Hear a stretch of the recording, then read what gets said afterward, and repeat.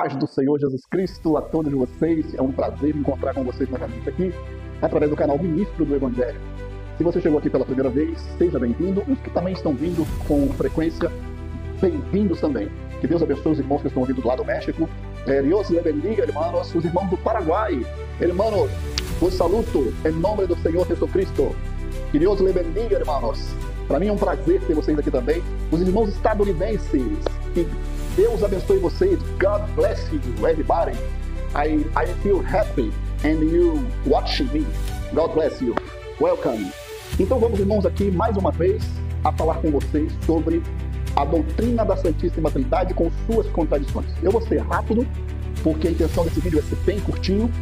Então não vou me aprofundar muito, mas vou dar um pano de fundo para aqueles que estão buscando conhecimento da unicidade, né, que realmente vem aqui, mesmo que você ainda tenha aquela fé na Trindade, mas tenha aquela dúvida, aquela pulga atrás da orelha, bem-vindo. Esse é um canal para você tirar essa pulga atrás da orelha agora.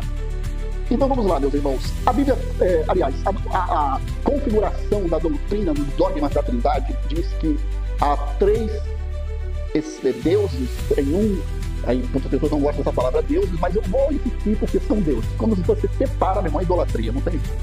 Você separa, mesmo que seja intelectualmente mais elaborado para se falar na ideia de três com a mesma essência, mais três vivendo com a mesma essência, e etc e tal, blá, blá, blá, blá, blá, blá. É uma das conjecturas e dos pensamentos aí de Clemente de Roma, de Cláudio Apoliano, de Tertuliano, de Orígenes, esses caras aí, irmão. Mas nós estamos aqui para ser baseado naquilo que a Bíblia diz.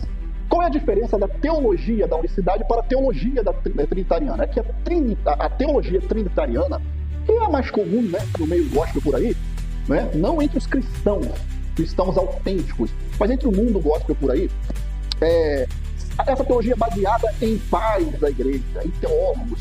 E nós que temos a doutrina da unicidade nos limitamos ao que a Bíblia diz, correto? Se a Bíblia diz, eu creio.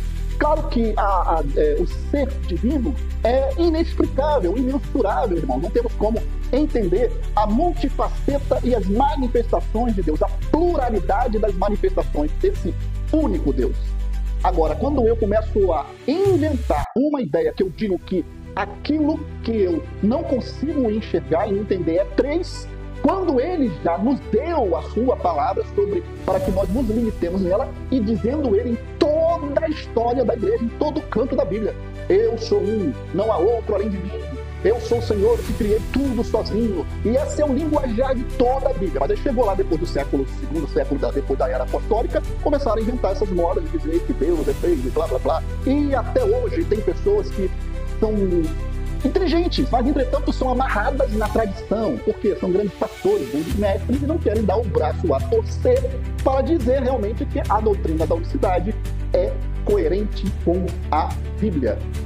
Agora vamos à incoerência, que é o que nós estamos querendo falar aqui da Trindade. Uma das incoerências na configuração de um dos pedras desses dois aí que eu mencionei, esses pais da igreja aí, que na maioria eram heréticos. Um deles seguiu até Montano, que foi tertuliano. O Orígenes também virou herege.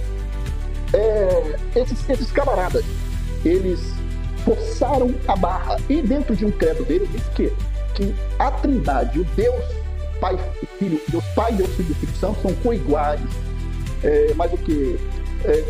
Onipotentes, co-onipresentes e co-eternos. Sendo que a Bíblia ela vai dizer que o ofício do Filho, que seria a segunda pessoa na configuração da ideia da Trindade, o ofício do Filho vai ter um fim. Vai perder a utilidade, vai perder a função. Acabou, porque Cristo está para a redenção, correto? O Pai para a criação, é o que eles configuram.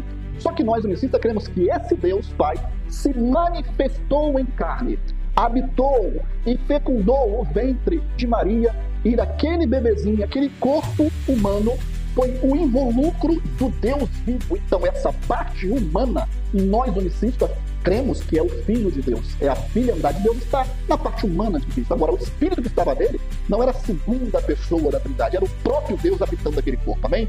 Então vamos lá. Agora, qual é a contradição? A contradição está em Gálatas 4:4, a contradição da Trindade, que ela choca com a Bíblia, que está aqui em Gálatas 4:4, que nós vamos ler com você, que diz que esse ofício de filho vai terminar, ou seja, o filho terá um fim. E nós vamos ler isso com você aqui agora em Gálatas 4, versículo 4. Vindo, porém, a plenitude do tempo, Deus enviou o seu filho, nascido de mulher, nascido sob a lei. Aonde ele nasceu? Nascido de mulher, gerado no ventre biologicamente de Maria. Ele nasceu sob toda a lei que rege nesse planeta, inclusive a lei da formação de um feto, um desenvolvimento, etc. e tal, debaixo da lei biológica. Então, vamos continuar, nascendo sob a lei, para resgatar os que estavam sobre a lei, a fim de que recebêssemos a doação de filhos. Em vós, porém, filho, enviou Deus o nosso coração, o Espírito de seu Filho, que chama Abba Pai. Aqui também está dizendo que o próprio Espírito Santo que ele enviou é o próprio Jesus. Mas vamos lá, que é o Espírito do Filho. Mas o tema, vamos nos atentar ao tema. Então, aqui está o início do ofício do Filho. Agora vamos para o final, que diz que esse ofício, o Filho terá um fim, e Deus será tudo em todos. 1 Coríntios 15, versículo 24, diz assim: E então virá o fim, quando ele entregar o reino de Deus e Pai, o reino ao Deus e Pai, quando houver destruído todo o principado, bem como toda a potestade e poder. Porém, convém que ele reine até que haja posto todos os inimigos debaixo dos seus pés. O último inimigo a ser destruído é a morte. Porque todas as coisas sujeitou debaixo dos seus pés. O plano da salvação, o Logos vivo, o Logos encarnado. O plano que estava na mente de Deus desde a fundação do mundo.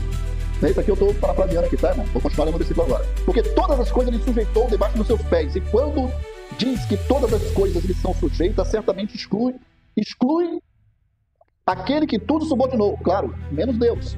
Porém, quando todas as coisas lhe estiverem sujeitas, então o Filho também se sujeitará àquele que todas as coisas lhe sujeitou, para que Deus seja tudo em todos. E quem é esse Deus? Qual é o seu nome?